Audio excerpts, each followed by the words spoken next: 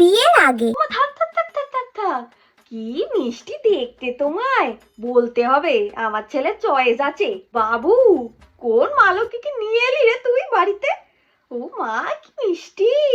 আমার বাবুর অনেক ভাগ্য যে তোমার মতো এরকম মা লক্ষ্মীকে পেয়েছে।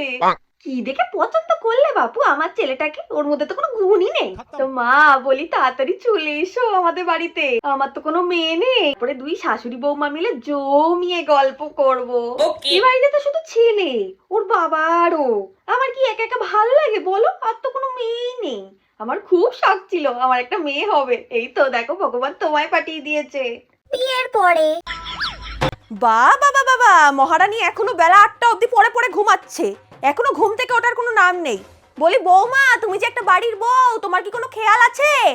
রান্না বান্না ঘর গুছানো কোনো কাজই পারে না বউটা।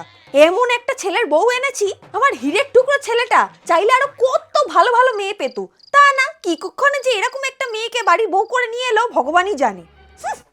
আরে দিদি আর বলো না, আমার বাবুটাকে বলেছিলাম শহরের মেয়ে দেখে বিয়ে করিসনি, মেয়ে কোনো কাজই করবে না। সে কি বলবো দিদি, বেলা 10টার সময় ঘুম থেকে উঠছে, তারপর তো সারাক্ষণ বাড়িতে ফোন করে মায়ের সাথে কুটু কুটু কুটু কুটু কথা বলেই যাচ্ছে, জন্মের কথা শেষই হয় না। কি কুক্ষণে যে এই মেয়ের সাথে ছেলের বিয়ে দিয়েছিলাম ও ভগবানই জানে।